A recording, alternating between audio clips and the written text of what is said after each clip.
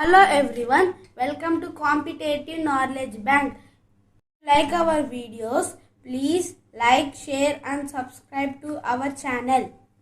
ప్రాచీన భారతదేశ చరిత్ర అందులో భాగంగా ఈరోజు వేదకాలము నాటి ఆర్యుల నాగరికతను గురించి తెలుసుకుందాం. ఈ వేదకాలపు ఆర్య నాగరికత అనేది తొలి వేదకాలపు ఆర్య నాగరికత, ఆ తరువాత మలివేద కాలపు ఆర్య నాగరికత అని అంటారు. ఋగ్వేదం వేదాలలో ప్రాచీన వేదమైన ఋగ్వేద కాలము నాటి ఆర్య నాగరికతను తొలి వేద కాలము నాటి ఆర్య నాగరికత అంటారు. ఆ తరువాత కాలాన్ని మలివేద కాలం నాటి ఆర్య నాగరికత అంటారు. ఆర్యులు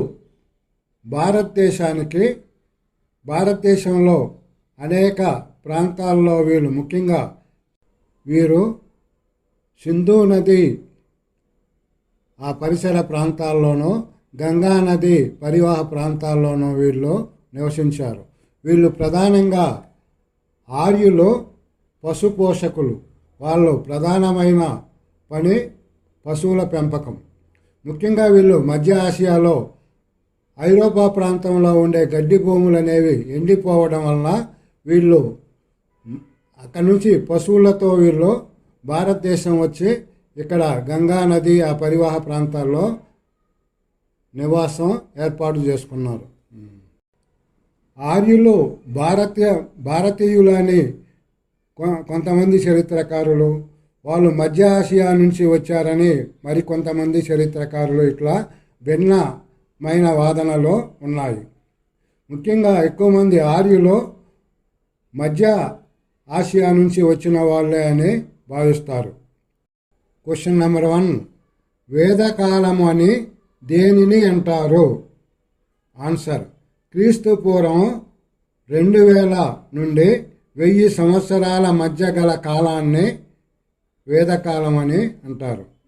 నెక్స్ట్ క్వశ్చన్: వేదాలలో పురాతనమైనది ఏది? ఆన్సర్: వేదాలలో ఋగ్వేదము పురాతనమైనది. వేదాలు 4: ఋగ్వేదము, సామవేదము, యజుర్వర్ణ వేదము, అథర్వణ వేదము. ఈ 4 వేదాల్లో కూడా ముఖ్యంగా ఋగ్వేదం అనేది చాలా ప్రాచీనమైన వేదం. ఈ ఆర్య నాగరికత ఎక్కువగా ఈ తొలి వేద కాలం నాటి ఆర్య నాగరికత అంతా కూడా ఋగ్వేద కాలం నాటిదే. నెక్స్ట్ క్వశ్చన్: ఆర్యులు మధ్య ఆసియా వారని అభిప్రాయపడిన వారు ఎవరు? Answer: Max Muller. ఈయన ఆర్యులు మధ్య ఆసియా నుండి భారతదేశం వచ్చారని భావించాడు. నెక్స్ట్ క్వశ్చన్: భారతదేశ సాహిత్యానికి ప్రధానమైన ఆధారం ఏది? ఆన్సర్: భారతదేశంలో అన్ని రకాల సాహిత్యానికి కూడా వేద సాహిత్యమే ప్రామాణికమైంది, అదే ఆధారభూతమైనది. నెక్స్ట్ క్వశ్చన్: ఉపవేదాలు అని వేటిని అంటారు? ఆన్సర్: ఆయుర్వేదము, ధనుర్వేదము, గాంధార వేదము, శిల్పవేదము. ఈ 4 కూడా ఉపవేదాలు. వేదాలు 4 అయితే ఉపవేదాలు కూడా 4 ఉన్నాయి. ఇవి కాకుండా వేదాలకు అనుబంధాలు కూడా 4 ఉన్నాయి. సంహితలు, బ్రాహ్మణాలు, అరణ్యకాలు, ఉపనిషత్తులు. ఇవి వేదాలకు అనుబంధంగా ఉంటాయి. నెక్స్ట్ క్వశ్చన్: మొదటగా వర్ణ వ్యవస్థను గురించి ఎక్కడ పేర్కొన్నారు? ఆన్సర్: ఋగ్వేదములో 10వ మండలంలో పురుష సూక్తంలో మొదటిసారిగా వర్ణ వ్యవస్థను గురించి చెప్పారు. నెక్స్ట్ క్వశ్చన్: ఏ వేదములో గోత్ర వ్యవస్థను ప్రస్తావన ఉంది? ఆన్సర్: అథర్వణ వేదంలో. వేదాలలో చివరిదైన అథర్వణ వేదంలో గోత్రాలను గురించి చెప్పబడింది. అదే ఆ తరువాత కుల వ్యవస్థ ఏర్పడటానికి కారణం అయింది. నెక్స్ట్ క్వశ్చన్: ఏ వేద కాలంలో స్త్రీకి పురుషునితో సమానమైన హోదా ఉండేది? ఆన్సర్ ఋగ్వేద కాలంలో. ఈ ఋగ్వేద కాలము నాటి ఆర్య నాగరికతలో ప్రధానంగా స్త్రీకి కూడా సమానమైన, పురుషునితో పాటు సమానమైన హోదా ఉండేది. ఆ తరువాత మలివేద కాలం వచ్చేటప్పటికి ఆ పరిస్థితి మారిపోయింది. నెక్స్ట్ క్వశ్చన్, వేద కాలంలో ఈ వ్యవస్థ ఉండేది. ఆన్సర్ పితృస్వామిక వ్యవస్థ. అంతకుముందు మనకు సింధు నాగరికత కాలంలో ప్రధానంగా మాతృస్వామిక వ్యవస్థ ఉండేది. మాతృస్వామిక వ్యవస్థ అంటే కుటుంబానికి తల్లి అధిపతిగా ఉండేది. పితృస్వామిక వ్యవస్థలో తండ్రి కుటుంబానికి అధిపతిగా ఉంటాడు. అందువల్ల ఆర్యుల కాలంలో పితృస్వామిక వ్యవస్థ అనేది ఆచరణలో ఉంది. నెక్స్ట్ క్వశ్చన్, క్రీస్తుకు పూర్వము 1200 నుండి 1000 సంవత్సరాల కాలంలో వేద ఆర్యులు వ్యవసాయంలో ఈ లోహ ఉపకరణాలను ఉపయోగించారు.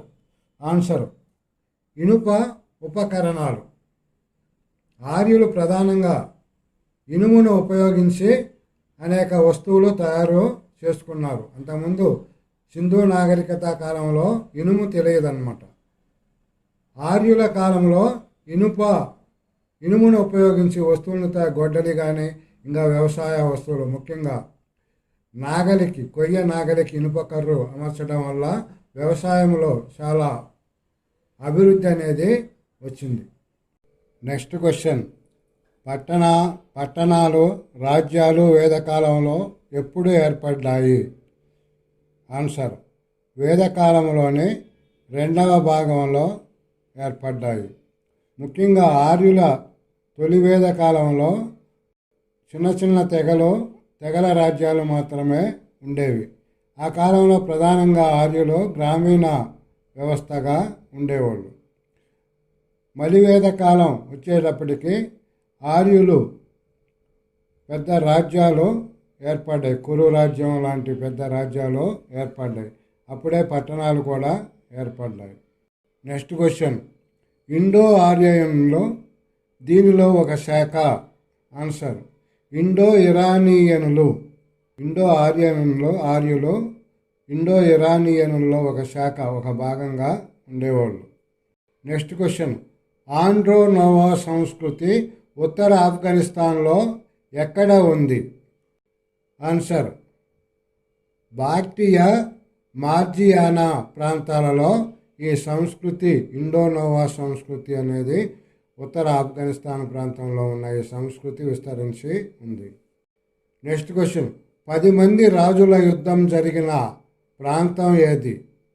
ఆన్సర్ పరుష్నియన్. ఈ 10 మంది రాజుల యుద్ధం అనేది మొదటగా జరిగిన పెద్ద యుద్ధం అన్నమాట. నెక్స్ట్ క్వశ్చన్, సరస్వతీ నది ఎగువన ఉన్నవారు ఎవరు? ఆన్సర్ సరస్వతీ నదికి ఎగువన భరతులు అనే జాతి వారు ఉండేవారు. సరస్వతీ నదికి దిగువన పురుష సవ్యతి అనే జాతి వారు ఉన్నారు. వీరికి ఈ రావి నది జలాల విషయంలో వాళ్ళ ఘర్షణల వల్ల ఈ 10 మంది రాజుల యుద్ధం అనేది జరిగింది.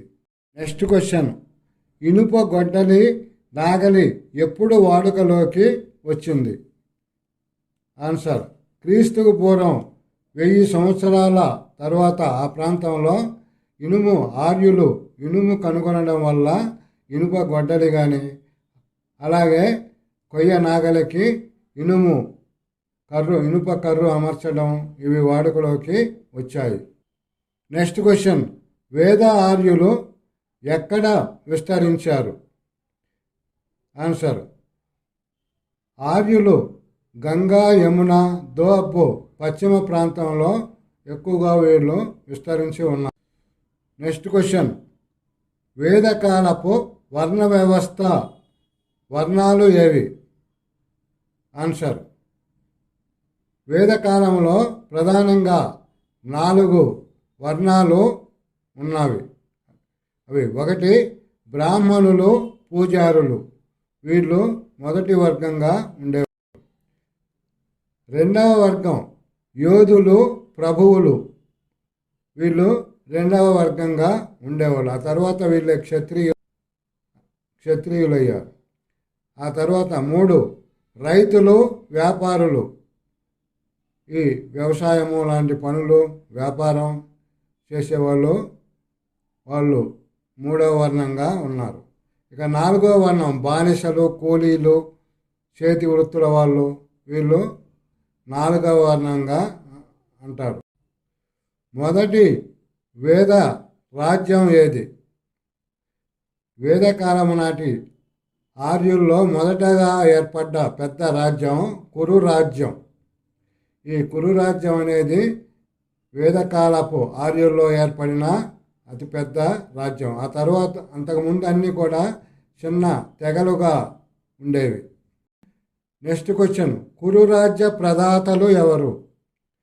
ఆన్సర్ పరీక్షిత్ మహారాజు, జనమే జయులు. వీళ్ళు ఈ కురు రాజ్యంలో చాలా గొప్ప రాజులు. వీళ్ళే గొప్ప రాజ్యాలను స్థాపించారు.